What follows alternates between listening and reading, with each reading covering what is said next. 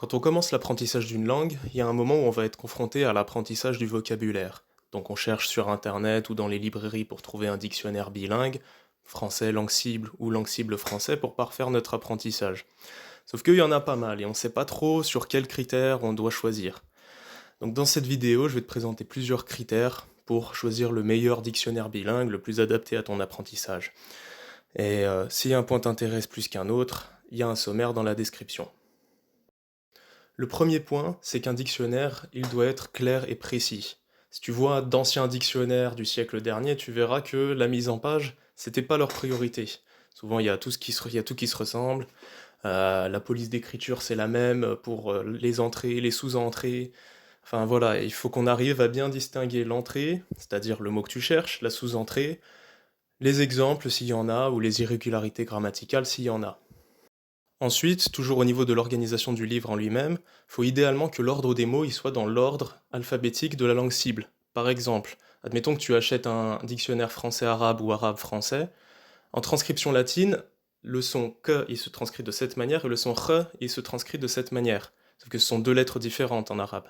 Et donc, si tu prends un dictionnaire qui suit l'ordre de la transcription latine et que tu te retrouves avec les mots qui commencent par re en plein milieu des mots qui commencent par la lettre K, ça risque d'être compliqué. Ensuite, en troisième point, il faut que l'entrée elle soit la plus complète possible. On ne peut pas juste se contenter de donner la traduction du mot à partir de la langue cible. Non. Il faut déjà faire une traduction qui soit bien complète, avec plusieurs synonymes pour être sûr de quoi on parle, donner toutes les définitions, des exemples éventuellement, parce que ça permet de mieux retenir le mot et de le comprendre dans son contexte.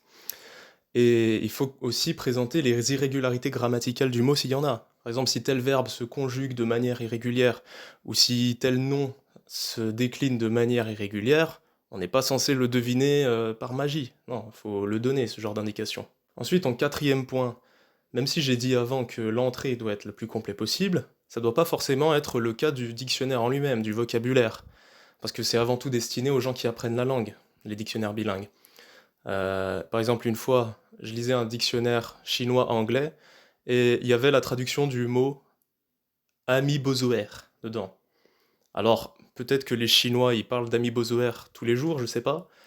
Mais bon, je pense que si t'en arrives à un point dans ton apprentissage du chinois où t'as besoin de connaître la définition de tel mot, d'un mot aussi complexe, je pense qu'un dictionnaire chinois-chinois 100%, c'est très bien pour toi.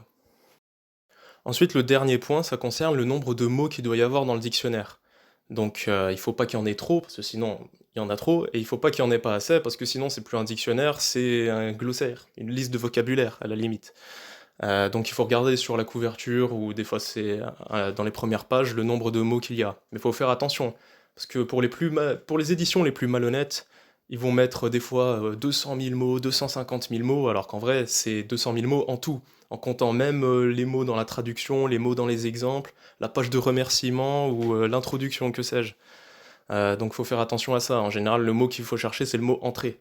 Par exemple, s'il y a marqué 20 000 entrées, c'est qu'il y a 20 000, voilà, il y a 20 000 mots entre guillemets. Et pareil, il faut faire attention parce que des fois, tu as des dictionnaires qui sont doubles. C'est-à-dire, tu vas avoir, admettons, un dictionnaire français-japonais, japonais-français. S'il y a marqué qu'il y a 20 000 entrées, en vrai, ça veut dire qu'il y a 10 000 entrées côté français-japonais et 10 000 entrées côté japonais-français. Donc voilà, il faut faire attention à ça un peu.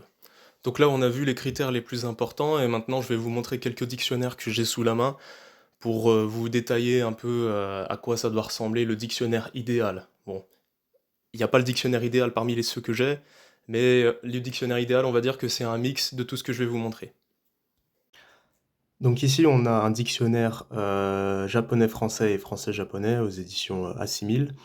C'est un des premiers que j'ai acheté, si ce n'est le premier, hein. C'est pour ça qu'il y a plein de marques dedans, il est un peu dégueulasse. Donc voilà, hein, ça présente les mots dans l'ordre de la transcription.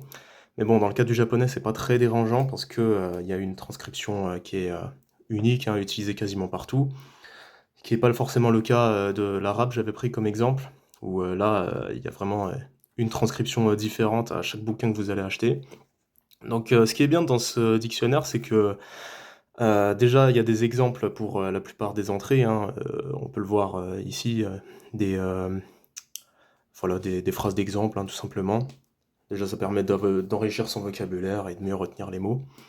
Et ensuite, il y a aussi une caractéristique de la langue japonaise qui est que les accents de hauteur, ils sont marqués. Hein. Il n'y a pas de ton, il n'y a pas d'accent tonique en japonais, mais il y a des accents de hauteur. Et dans la plupart des dictionnaires, c'est pas vraiment indiqué. Donc ça, c'est un bon point pour ce dictionnaire-là. En deuxième, on a ce petit dictionnaire pratique russe-français. Hein. Donc celui-là, il est que dans un sens. C'est un très vieux dictionnaire, hein. Il date des années 60, celui-là. Et bon, qualité déjà, c'est que évidemment les mots sont mis dans l'ordre de l'alphabet russe, mais surtout une qualité qu'on retrouve dans très peu de dictionnaires russes, malheureusement. Enfin, dans beaucoup de dictionnaires russes, on va vous proposer le mot sans vous proposer sa variante perfective. Hein. Bon, ceux qui soit connaissent le russe, soit apprennent le russe savent de quoi je parle, et ceux qui ne le connaissent pas, je ferai une vidéo là-dessus certainement pour vous expliquer ce que c'est.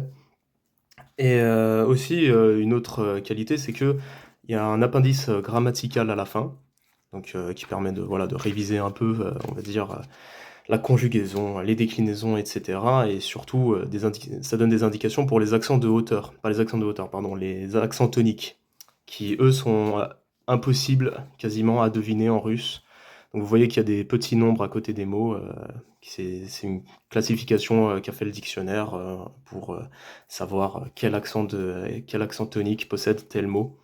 Ça, c'est très pratique. Et pareil, c'est pas le cas dans la plupart des dictionnaires russes que j'ai vus. Donc voilà.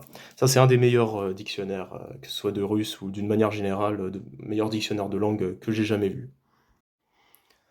Ensuite, on a ce dictionnaire bilingue coréen, et qui est assez honnête d'ailleurs, hein, parce que c'est marqué 66 000 mots et expressions, et par mots, ils entendent les entrées et les sous-entrées. Bon, déjà, c'est plus honnête que la plupart des dictionnaires. Et gros point fort de ce dictionnaire, c'est qu'on a des mots coréens du Nord et du Sud. Donc voilà, c'est toujours sympa, hein, si jamais vous voulez aller en Corée du Nord.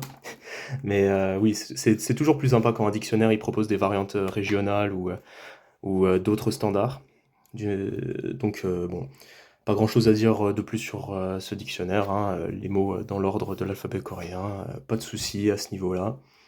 Et aussi, un autre point positif, c'est qu'il y a les mots écrits en caractère chinois, hein, en hanja. Donc ce qui est pareil, hein, c'est toujours bon à prendre, même si on aurait pu s'en passer. Mais pour ceux que ça intéresse, c'est pas mal. En dernier, on a ce Big Dictionnaire arabe, compact, MDR. Bon, c'est celui que vous trouvez partout, et d'ailleurs c'est un des seuls, hein, parce qu'il y a très peu il y a très peu de dictionnaires français-arabe, ou même anglais-arabe, hein, d'ailleurs. Il y a une hégémonie, on dirait. Bon, un défaut, même si bon, c'est pas forcément un défaut pour tout le monde, c'est qu'il est assez lourd, hein, il est assez gros, comme vous pouvez le voir par rapport à d'autres dictionnaires. Mais bon, au moins il est assez complet, voire même un peu trop complet, hein. Comme j'ai dit, ça, c'est pas forcément une bonne qualité, mais vu que c'est un des seuls, on va faire avec ce qu'on a. Donc ici, les mots, ils sont proposés dans l'ordre de l'alphabet arabe, hein, donc classique, mais surtout les mots sont proposés par racines à 3 lettres. Donc comme ce que j'ai dit pour les verbes perfectif et imperfectif en russe, les racines à 3 lettres, si vous savez pas ce que c'est, je vous expliquerai ça dans une autre vidéo. Et pour ceux qui savent ce que c'est, ou qui apprennent l'arabe, ou qui connaissent un peu, vous voyez de quoi je parle. Et vous savez à quel point ça peut être assez pratique.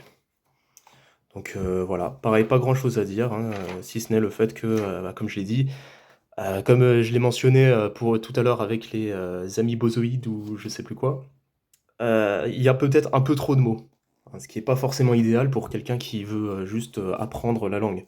Il y a des choses vraiment qui sont des fois un peu trop. Il y a des mots que je ne connais même pas en français pour vous dire.